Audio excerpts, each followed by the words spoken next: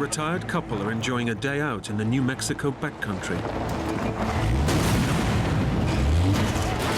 You didn't have control of anything. You were rolling. But when a stroke of bad luck leaves them stranded in a hostile environment, there was no human life around. We were it. they're faced with a grueling hike back to civilization.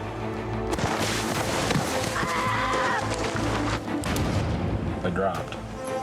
But in this unforgiving environment, a simple hike becomes a desperate fight for survival. It was excruciating. She didn't have a lot left in her.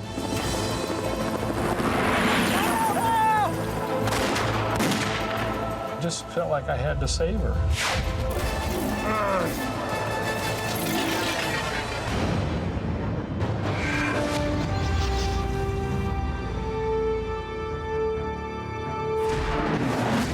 No, I'm not leaving you. You're the only one that can get us out of here.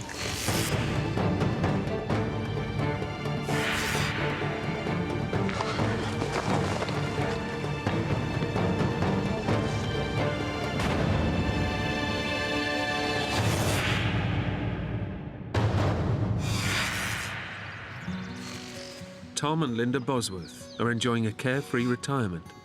Today, they're looking forward to a day out. You coming, honey? A drive and a picnic in the New Mexico wilderness. Hey, put that down. That's for lunch. Tom and Linda have been married for 32 years. Their lifetime of shared adventures stretches back to the 70s, when they met on a skiing holiday in Aspen. He was really nice. He was not a phony, and he was cute. I thought she was very nice looking, number one. I thought she had a fantastic personality. That smile of hers was a knockout. You're not ready in 5. I'm going. Vietnam veteran Tom has spent a lifetime working in the car industry and his leisure time racing cars. He's still got the bug. He's just finished rebuilding a second-hand Jeep. Tom refurbished the entire thing. Tom loves a thrill. I've always loved cars ever since I can remember. I always took things apart. It's the middle of summer, and Tom wants to test his creation off-road, out in the New Mexico backcountry. Linda's going along for the ride. Okay, action man, I'm coming.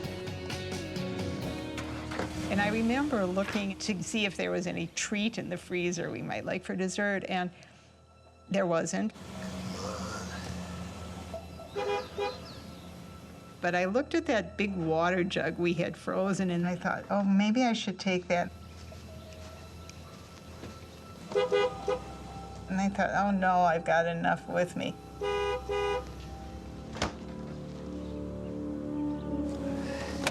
I'll give you a hand.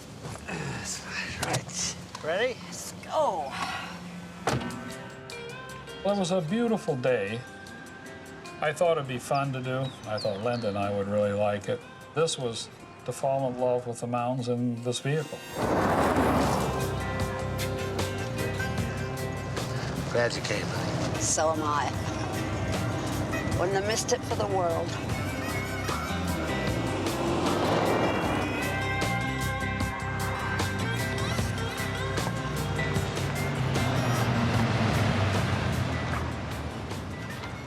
Tom and Linda make a quick pit stop for petrol en route to the mountains. We were filling up with fuel. I called my sister Hi, Barb. It's Linda. and told her what we were going to do, and she said, you're crazy.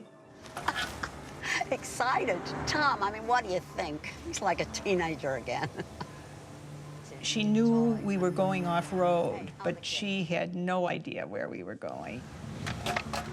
It doesn't occur to Linda to tell her sister exactly where they're going. I'll talk to you later. Bye. Who's that? Sis. Ready? Ready when you are.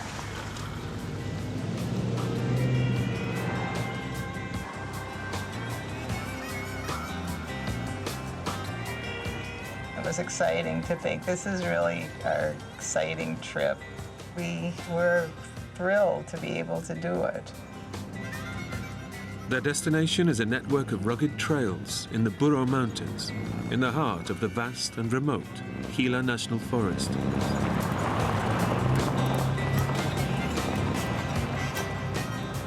You're out in the mountains. It's beautiful. New Mexico really is a land of enchantment. The couple love the great outdoors, and Tom can't wait to see how well the vehicle handles on the dirt tracks of the Saddle Rock Trail.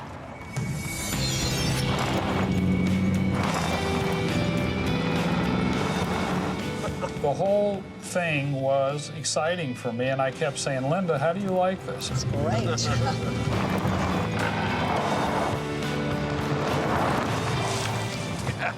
Look at that. I was giggling a lot because it was fun. She was smiling and excited. From that, I was excited.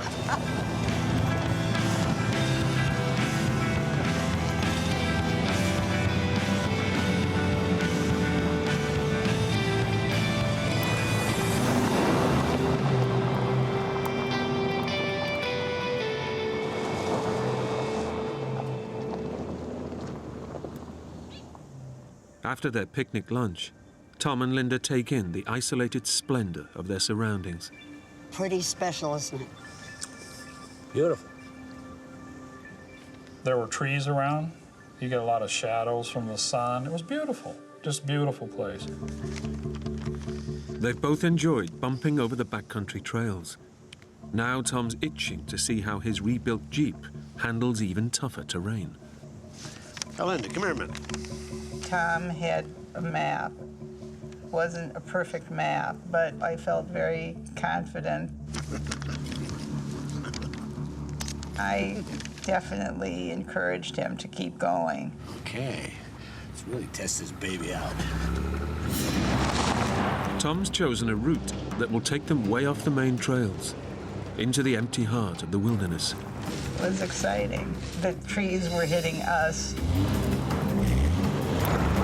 And the terrain was, oh my gosh, we were bumping and bumping. Kind of a roller coaster ride. I was piloting a craft like I always do. She had total confidence in me. Oh, that was close. I said to Tom, thank gosh, it's you driving.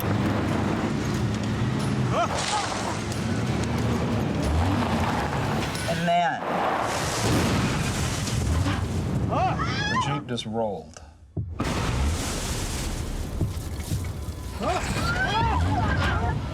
it was scary.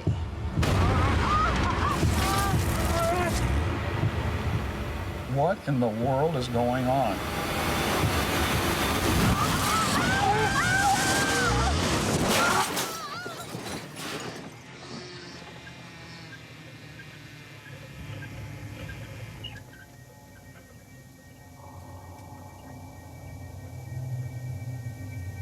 Linda, are you okay?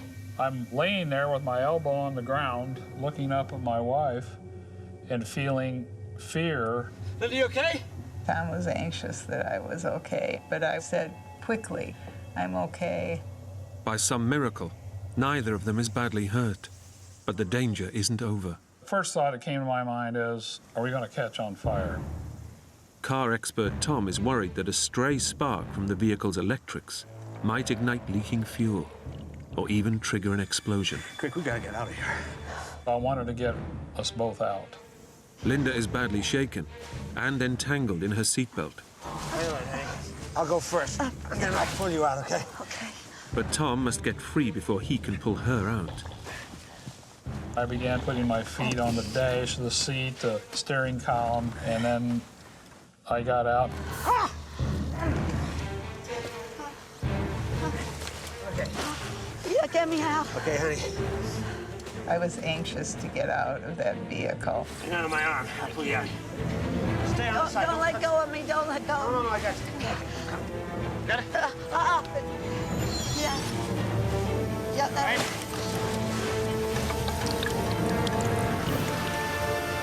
Got it? Yeah. Yeah.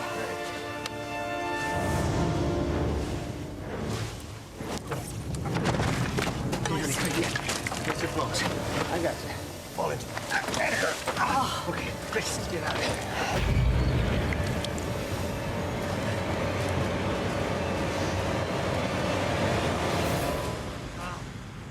That was very scary. Tom and Linda have had a lucky escape.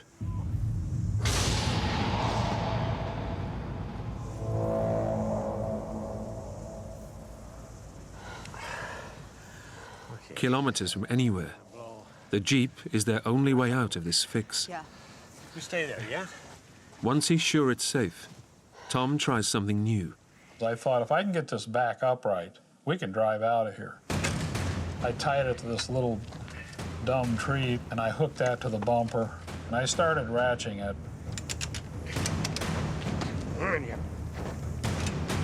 The vehicle was teetering a little, not very much, but a little. And I thought, gosh, if I can just get it to that point, it would fall, you know, come right back. Tom was exerting himself and trying very hard to get that vehicle to move.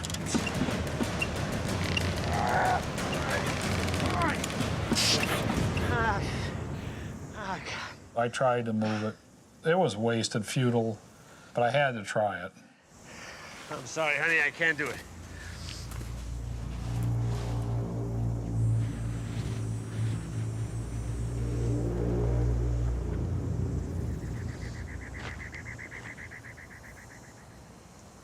Anything? Nope. Me neither. The Burro Mountains all around them block out any mobile phone signal. There was a phone there with a slash through it. It was totally nothing. Did you tell your sister we were out here? No. I didn't tell her where we were going. I didn't tell anybody either. So nobody knows where we are. I guess not. Tom and Linda's fun day out just turned deadly serious. They didn't tell anyone where they were going. And in this remote spot, many kilometers from the highway, the chances of them encountering a passing hiker are vanishingly small. We were in a very remote place, no tracks of any human life around us. We were it.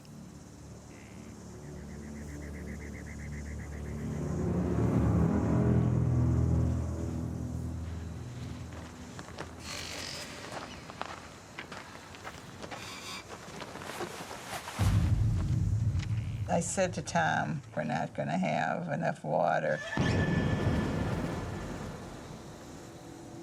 Very profound statement. We don't have enough water. The 2 bottles of water Linda brought for lunch are nearly empty. I remember that fleeting thought that I had.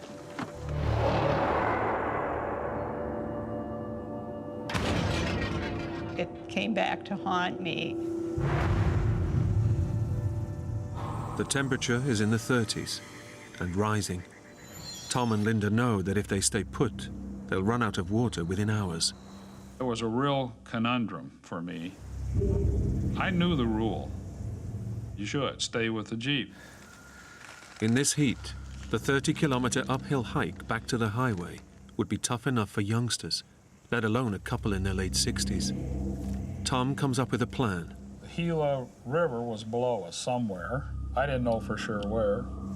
That's the Gila River. If they hike downhill, they can cross the river and join the highway at a different point.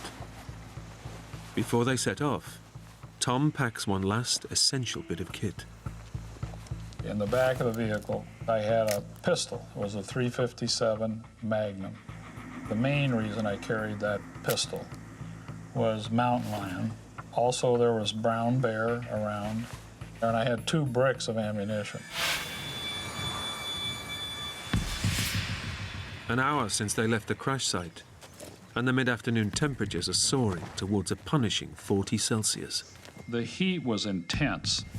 It's right in your face. You okay back there, Linda? Yeah, you? Fine, hon. And that took a lot of steam out of us. You get ahead of me now. The terrain becomes increasingly perilous. Keep going, honey. We turned and started down this trail. It was very narrow. And off to the left was a drop-off.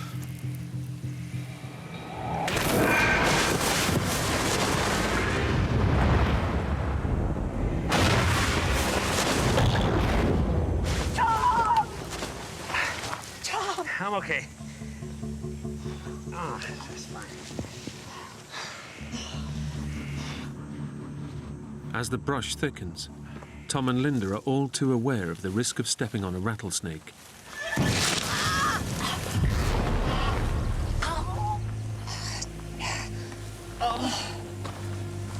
Let me see.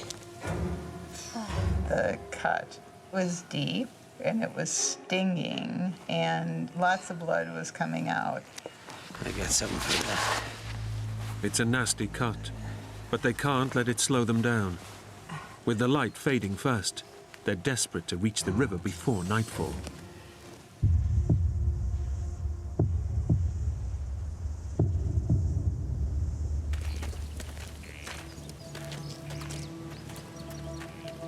Three hours later, they hear the sound they've been praying for. You could hear the river, and I felt that we were going to get out.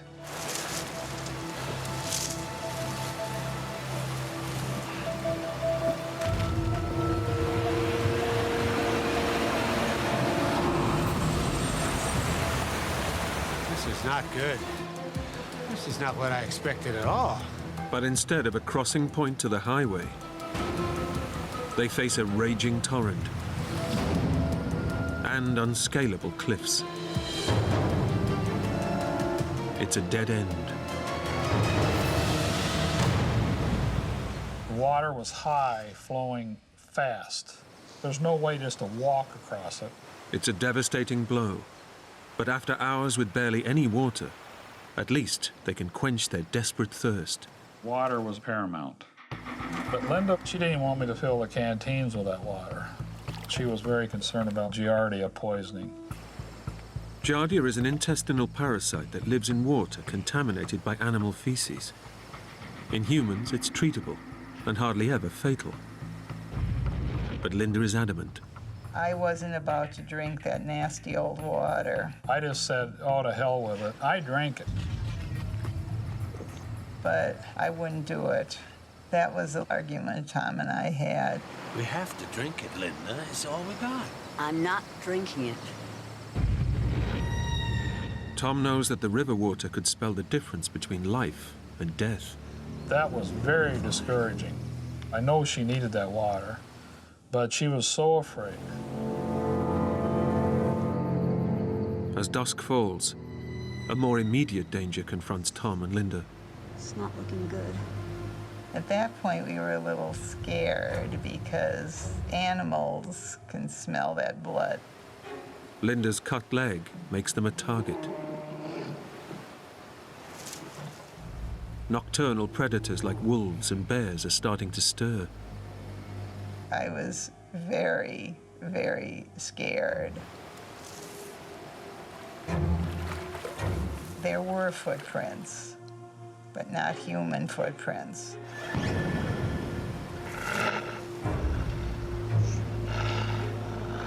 We knew that the animals must come to this space because it's easy access to the water. There are mountain lion around there are bear around there. If an animal sees that you're weak, a predator, it would attack. Tom's glad he brought his handgun, but he can't stand guard all night. I don't want to stay here, Tom. Wanted to get the heck out of there. All they can do is retrace their steps to the abandoned Jeep, the only shelter from predators. It means an arduous 8-kilometer climb, a major test of endurance for the exhausted elderly couple.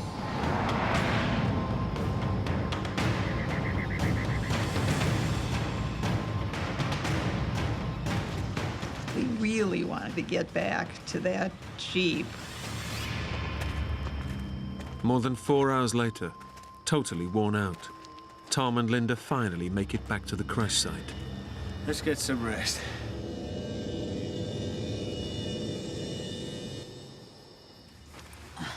The overturned Jeep offers them protection, but little comfort.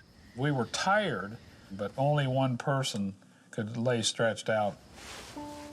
Tom is beginning to face up to the enormity of their predicament.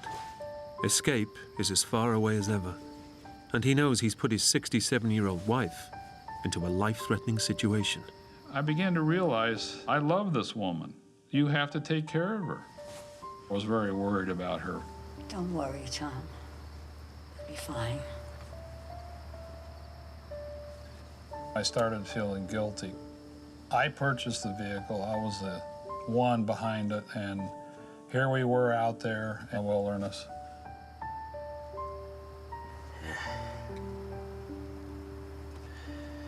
Go back to sleep, honey.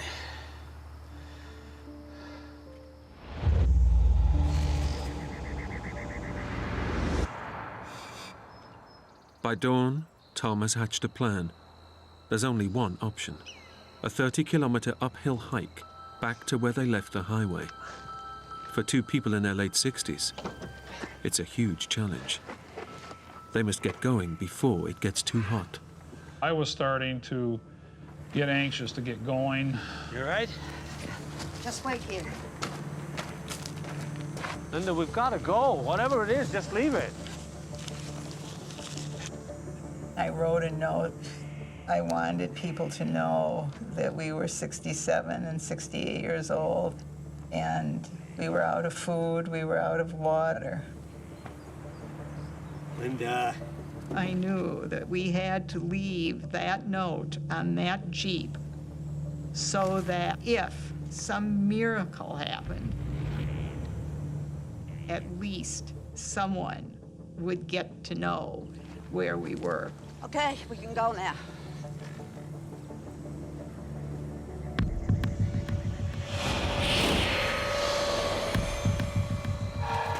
By late morning, the temperature is already up in the 30s.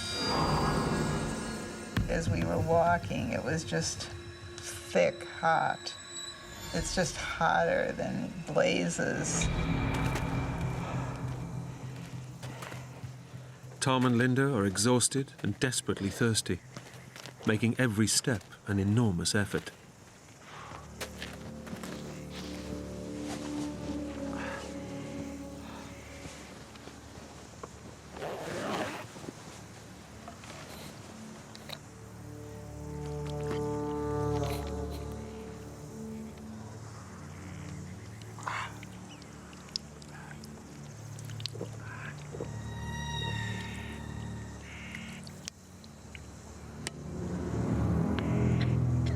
When I ran out of water, the reality truly hit that this is a dangerous, dangerous time. Here. Have some of mine. I was devastated because I was going to have to share some of Tom's Giardia water. Linda has so far refused to drink the river water Tom collected, fearing it contains parasites. I had the little sip to get my tongue wet, and I spit the rest of it out. I said, Linda, don't waste that water. You're going to need that water. I was very worried about her for that.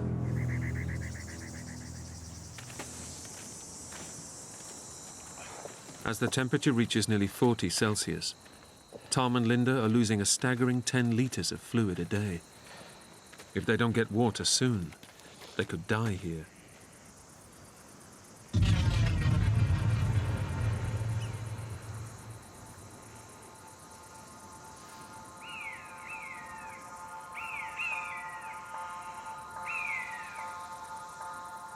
I looked up, and here's this huge, big bird flying over us. Buzzards, Tom. And I thought, gosh, we got to get moving here. That was very scary. If we don't get out of here, if we don't get water, we're going to be there at dinner.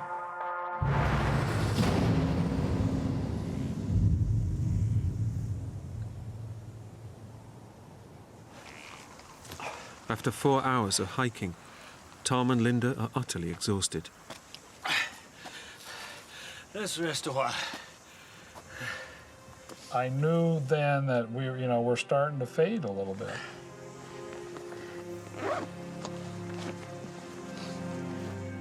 Their river water is agonizingly close to running out. Tom knows it's vital that Linda drinks what's left of the precious fluid.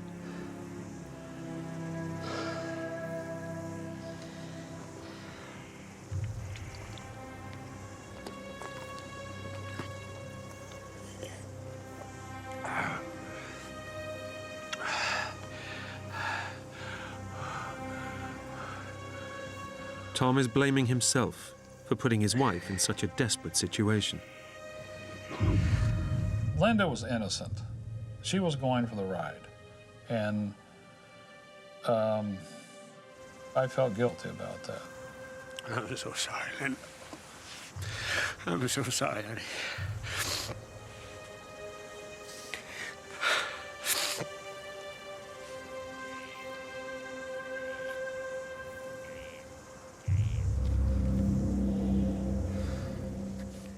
If Tom and Linda don't find water soon, the outcome is brutally simple. No water meant death.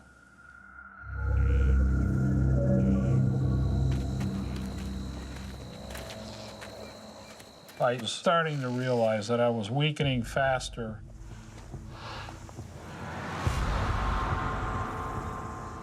Suddenly, amid the scrub, Tom sees something. There was this huge, big prickly pear plant.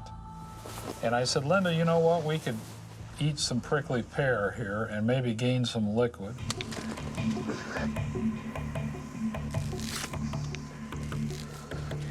We were excited to find the prickly pear cactus. This is great. Linda didn't consume all that much. But Tom cannot get enough of the prickly pear. I just ate the whole thing. It's a small but welcome injection of fluid. At first, we were elated. We were both joking about how good we felt. Both of us felt extremely energized. Wow, this is great. We're moving. We were really walking fast.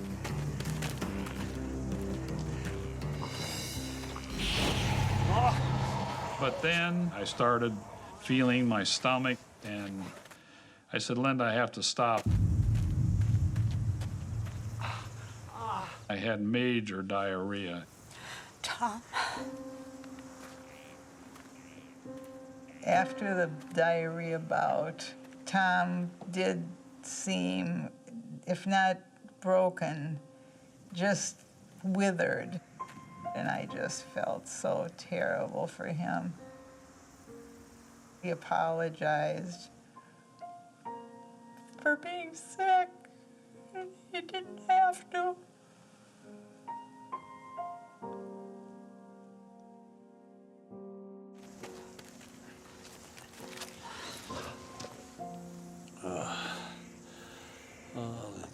I felt terrible for him.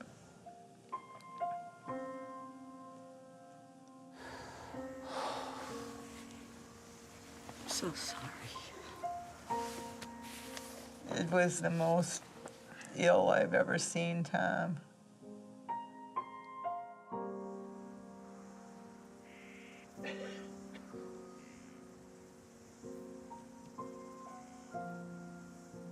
Too exhausted and dehydrated to move, Tom has a desperate idea.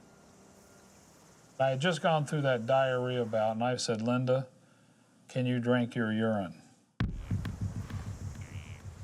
And I said, we got to plan on doing that because we cannot lose liquid.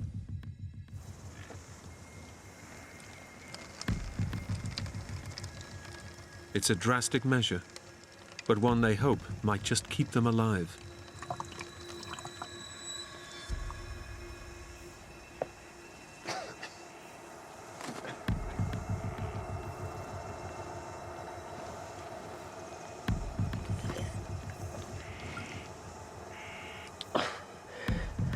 The taste in your mouth is awful. But after a while, I found you just chug-a-lugged. At that moment, I felt that it was one of the only things we could do to save ourselves.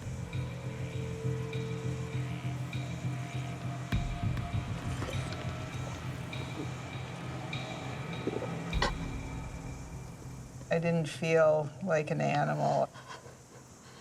I just felt like a desperate person.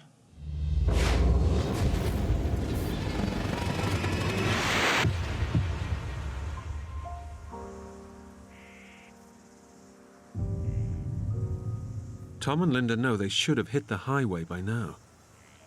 If they've drifted off course, they could be heading even deeper into the wilderness. Tom, look up there. Look up on the ridge. Hey!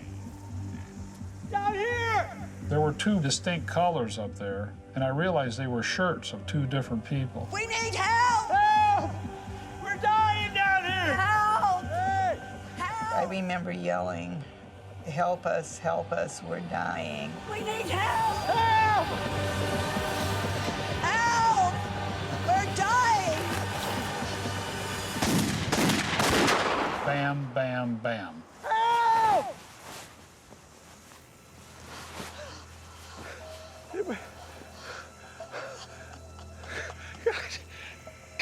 And then nothing.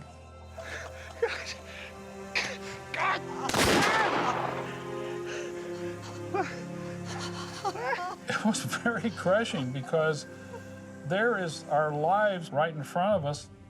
We're saved if those two people would just do something, and they didn't. It's a devastating blow. Whoever they are, the passers-by have ignored an elderly couple in trouble. This callous act could have signed their death warrant.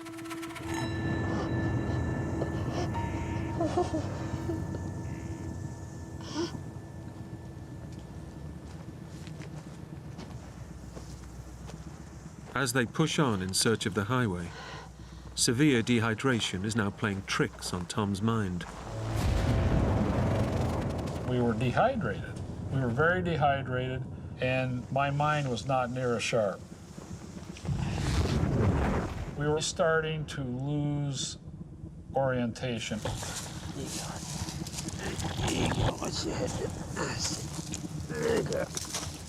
I could feel my logic is not as sharp and quick as it was.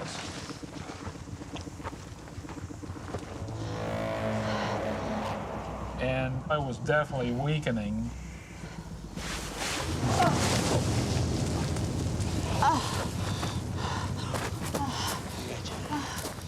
But Linda is even weaker. Sorry. We were so dehydrated by then. And the energy and strength level was fleeting. Linda was so fatigued, she just collapsed. And I had to rest and lay down.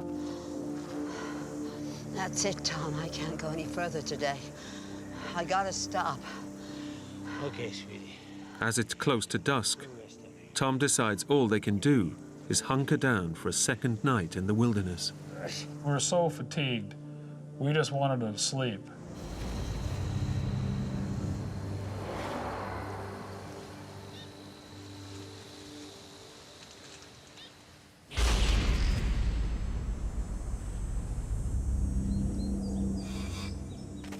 Tom and Linda have survived another grueling night.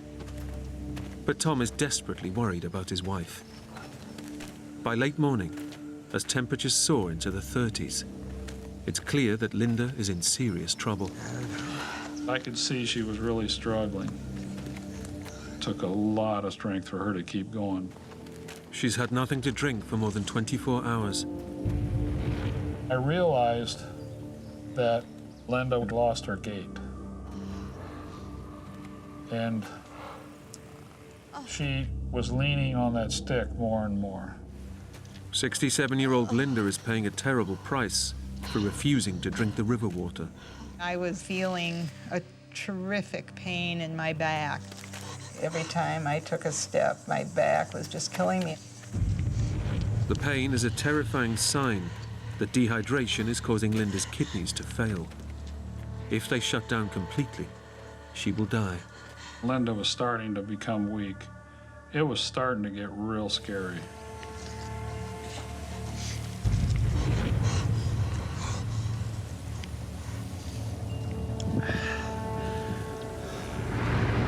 Then, Tom starts to recognize the terrain. Coming into Saddle Rock, we had passed a huge ranch. There's got to be a ranch around here somewhere. I could see on the map the hiking trail. I think you must. And I said, maybe we'll come out near that ranch. Tom decides to head downhill, praying it's the right direction. Finding the ranch could be Linda's last chance.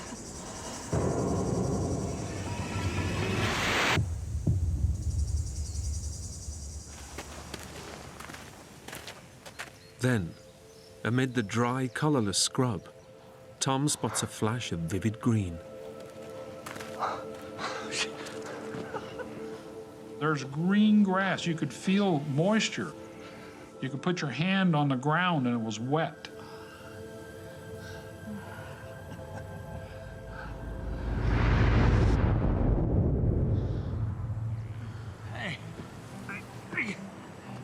Tom knows there has to be a water source nearby. Hey. I'm an engineer. I knew this was a wellhead, and there's got to be a way to get water here.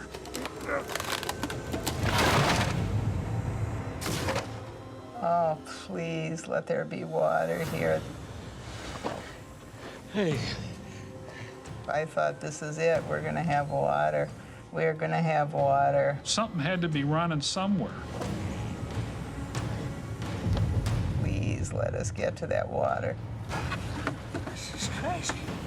The well is probably for watering livestock, but he can't find a way to the water.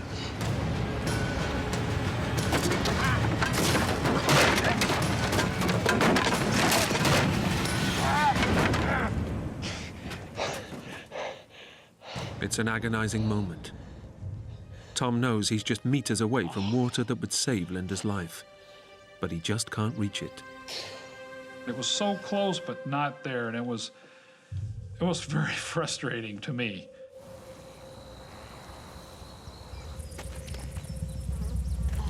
It's 72 hours since Tom and Linda got stranded in the baking heat of the wilderness. There's no sign of the hoped-for ranch, and every step Linda takes is now pure agony. As her kidneys start to shut down, she's literally dying from dehydration. I could hear her behind me. And I would walk, and I'd have to turn, and she'd be a good distance behind me. That stick was in the ground. That's when I knew we were in real trouble. The pain in my back was terrible. It was excruciating. I realized that she didn't have a lot left in her.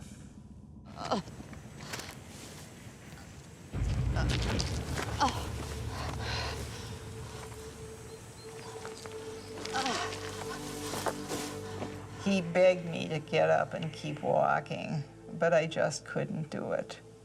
I couldn't do it anymore. Let's just rest here a while. I can't do this, Tom.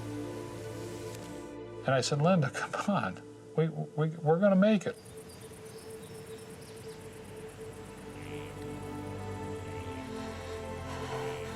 I'm slowing you down. I didn't like the sound of those words. I didn't want her to give up. Don't be silly, Linda. You can make it. And I said, I love you. We've had a wonderful marriage. It's been a great ride, but you have got to leave me. No,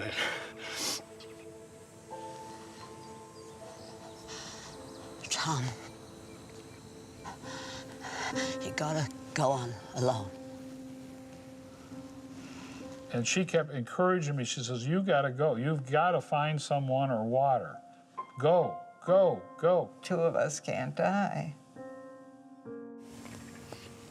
Okay. I loved that woman. I didn't want to leave her.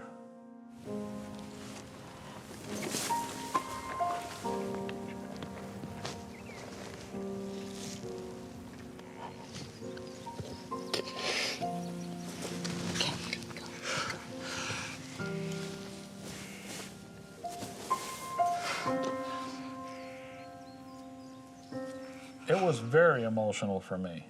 Very, very hard to leave. That was Linda.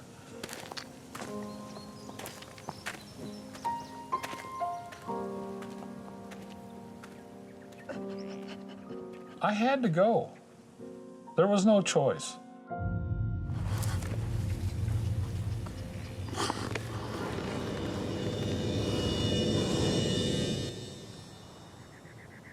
A few hours later, and with Linda far behind him, Tom pushes on.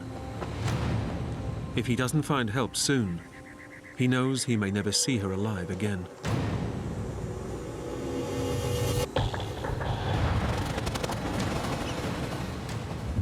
I don't know how much further I went.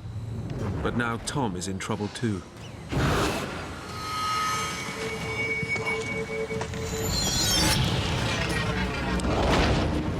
I dropped.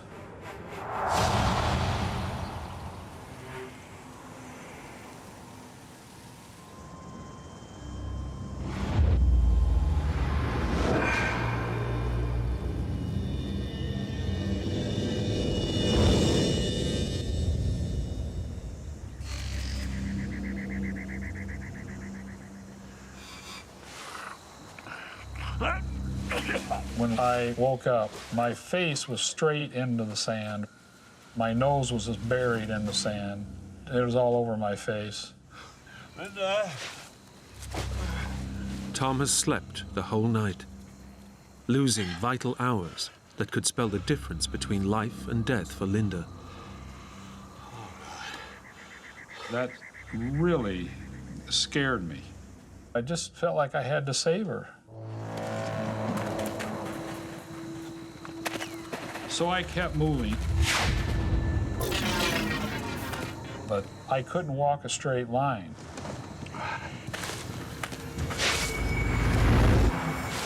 I felt drunk like it. I staggered. I was losing it.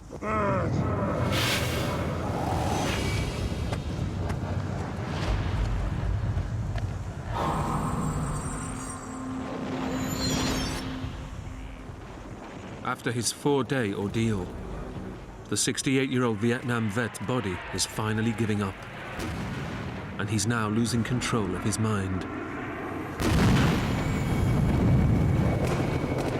I'd never experienced anything like that in Vietnam. Never, ever, ever. I felt very close to death.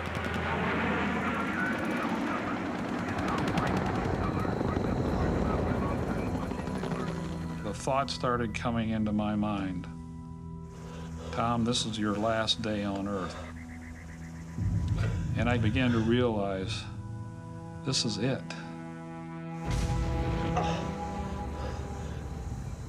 And I dropped to my knees and I put my hands like this. And I prayed to God.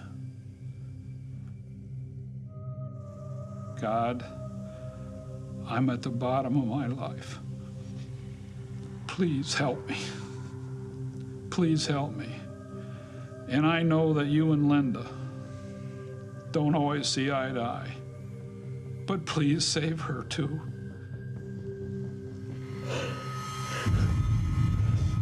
I just said it right out loud.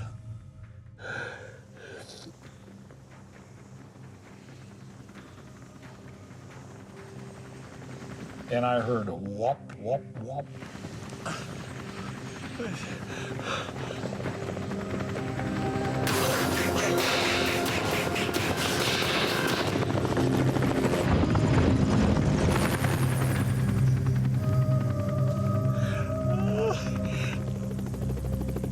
And then it looked like they were going away from it.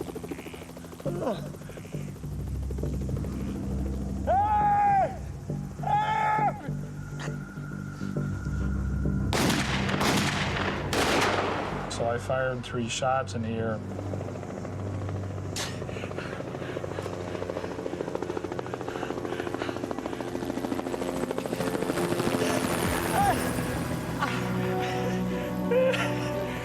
And right up there was that young medic waving at me.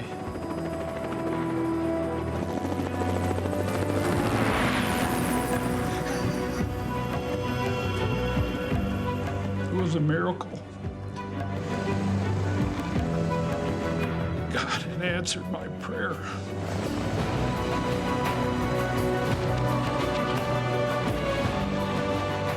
I cannot describe the feeling that is that you're alive and they're going to save you.